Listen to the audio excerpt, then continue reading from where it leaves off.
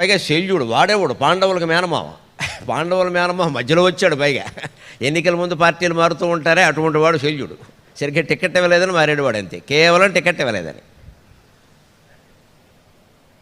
ఇంకో కారణం ఏమీ లేదు అసలు. వాడు పాండవుల్లో చేరదామని వస్తూ ఉంటే వాడి లౌల్యం, వాడి చాపల్యం తెలుసును కాబట్టి దుర్యోధనుడు మధ్యలో మందు విందు చిందు పొందు అన్నీ ఏర్పాటు చేసేసాడు. బిందుపూర్వక దకారాలు 4 పెట్టాడు. అవన్నీ కావాలి శల్యుడికి, ఆ విషయం తెలుసు.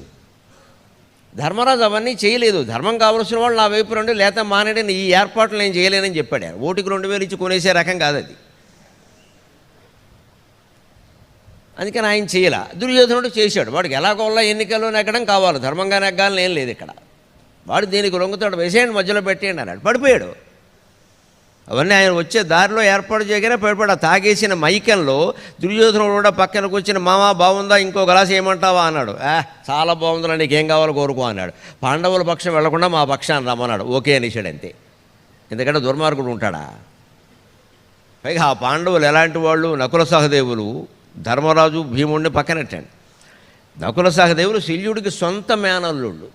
మాద్రి ఆయన సొంత చెల్లెలు, సవతికో చెల్లెలు కాదు, ఏదో కజిన్ కాదు, సొంత చెల్లెలు. ఇద్దరూ ఒకే కడుపున పుట్టారు.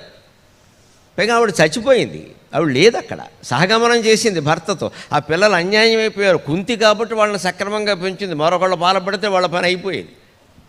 అటువంటిప్పుడు చెల్లెల మీద, చచ్చిపోయిన చెల్లెలు బిడ్డల మీద ఎంత ప్రేమ ఉండాలి?